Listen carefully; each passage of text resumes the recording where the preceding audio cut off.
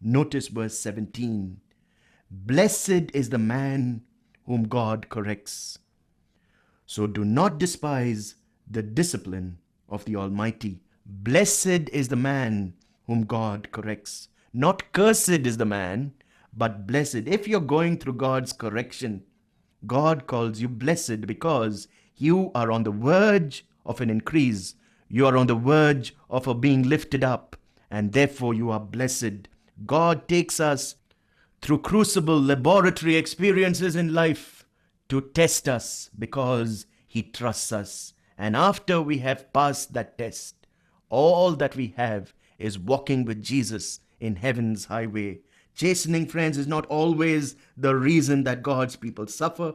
As we have seen, sometimes one can use this verse as a little dagger to put into the heart of a friend. It is a nice way of saying, you are having trouble because you've done wrong and God is correcting you. Well, that could be, but it may not be. Who are we to make such a judgment? Do we have a direct telephone line to heaven? Has the Lord revealed some secret to us? Some people think they have the last word on everything. Listen, friend, you cannot always speak to the problem of someone else, and someone else cannot always speak to your problem either. Although the statement of Eliphaz is true, it does not apply to Job. Verse 18, for he wounds, but he also binds up. He injures, but his hands also heal. God allows wounds only to bind up. God permits us to have injuries only to prove that He can heal. Friends, if you're wounded, if you're injured, remember, God will bind. This is His promise in His word. He will heal. His hands have healing. What a wonderful picture of God this is. From 6 calamities, verse 19, He will rescue you. In 7, no harm will befall you. You will notice this use of 7 again in the book of Proverbs, chapter 6 and verse 16. And in fact, quite often throughout the Bible. It is not just a poetic expression, it means 7. Not the number of perfection, the number of completeness. For instance, the 7th day was the completion of 1 week. 7 is the number of completeness here, as He gives the total spectrum of the trouble of man. From 6 calamities God will rescue, no harm in 7 that will befall you. Verse 20, the spectrum of the trouble of man. In famine, He will ransom you from death. In battle, from the stroke of the sword. 21, you will be protected from the lash of the tongue and need not fear when destruction comes. God, my friend, will deliver you in these 7 troubles. 1, in famine, He will ransom you from death. 2, in battle, from the stroke of the sword. 3, from the lash of the tongue. Famine, war, and tongue. The tongue has probably killed more people than all wars that have been fought.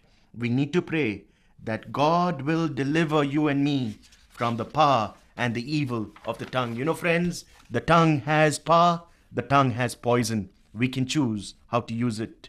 4, God will deliver from the fear of destruction when it comes. That is physical destruction, typhoon, tornado, storm, etc.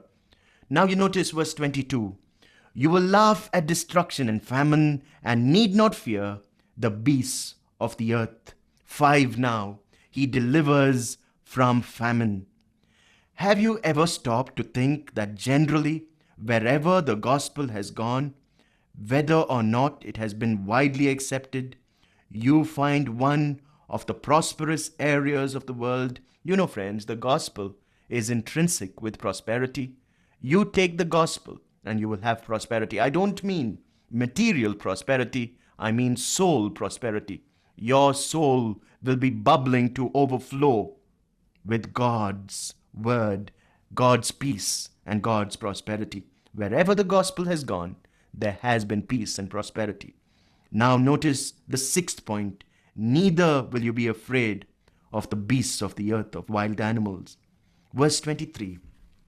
For you will have a covenant with the stones of the field. The wild animals will be at peace with you. You will know that your tent is secure. You will take stock of your property and find nothing missing. You will know that your children will be many, your descendants like the grass of the earth. You will come to the grave in full vigor, like sheaves gathered in season. Stones will make a covenant with you. Wild animals will be at peace with you. Your tent will be secure. Your property, you will find nothing missing. Your children will be many. Your grave will be full of vigor, because you will go to the grave with vigor. Now he says the seventh trouble, which is death. Friends, we have discussed all the seven troubles. Eliphaz speaks of death, not as an awful, hideous monster, but as something that we should welcome. There is a leveling out in death quickly. Now you notice verse 27.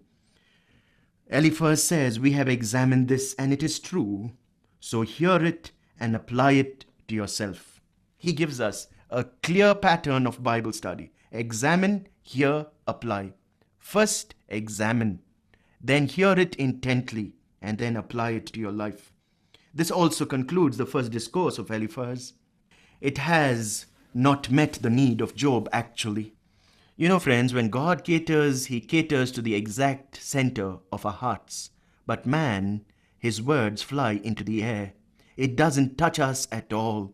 As a matter of fact, Job is now dismayed. He's alarmed. He cries out for pity. He cries out for mercy and for help, because Eliphaz has pushed him deeper into the pit rather than pull him out. Now we come to chapter 6, and here we would realize how Job answers Eliphaz. Verse 1.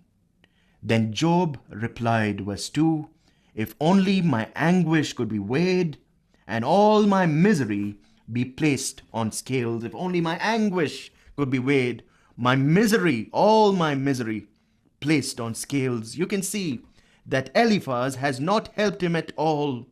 Just to say, you have some secret sin. The thing for you to do is to confess that sin and get back to God is not always right, friends. Job is saying, you need to recognize what my question is, Eliphaz. Eliphaz had missed the point altogether. He had said a lot of nice things, good things, true things, but he didn't help Job, not even a bit. It is like giving the answer. Christ is the answer when you don't know the question at all. Now you notice verse 3, 4, and 5. It would surely outweigh the sand of the seas. No wonder my words have been impulsive. The arrows of the Almighty are in me. My spirit drinks in their poison. God's terrors are marshaled against me. Does a wild donkey bray when it has grass, or an ox bellow when it has fodder? The arrows of the Almighty, Job says, are in me. God's terrors are marshaled against me, and therefore his words have been impulsive. Job says, I'm crying out, and you have seen my misery. You have shown me no pity at all. You act as if I'm not in trouble. I wouldn't be crying if I wasn't in such trouble.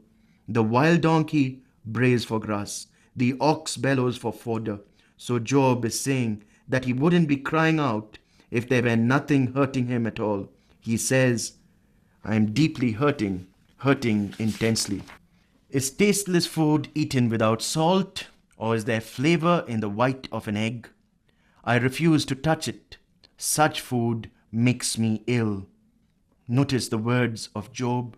What he's going through is tasteless food, and he's refusing to touch it. And he says, such food makes me ill. Now notice verse 8 in your Bibles.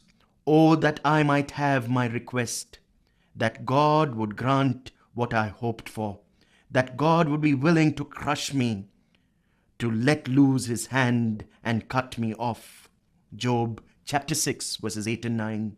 He has hit rock bottom. He finds no help anywhere. He actually questions the justice of God now. He is miserable. He wishes God would destroy him completely, get rid of him, let loose his hand and cut him off. Job wants to die. Verse 10, then I would still have this consolation. What consolation? My joy in unrelenting pain. For Job, unrelenting pain would bring joy. That I had not denied the words of the Holy One. What strength do I have that I should still hope? What prospects that I should be patient? What strength? What prospects? Hope and patience is gone. He's saying, I have nothing to live for. My only consolation would be to have joy in my pain, in my unrelenting pain. Then verse 12, do I have the strength of stone? Is my flesh bronze? Do I have the strength of a stone? Do I have the flesh that is bronze? I am weary. I can't stand it anymore, Job says. Verse 13, do I have any power to help myself now that success has been driven from me? Notice again, do I have any power to help myself? Success has been driven from me. Now listen to the cry of this man.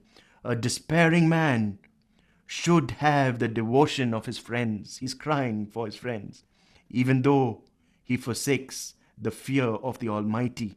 Fear of the Almighty replaced by the devotion of his friends is what Job asks for. Verse 15 now, but my brothers are as undependable as sporadic streams, as the streams that overflow. Brothers who are as undependable as sporadic streams. The meaning in the Hebrew, the root language, is that they were like a mirage in the desert. This is beautiful.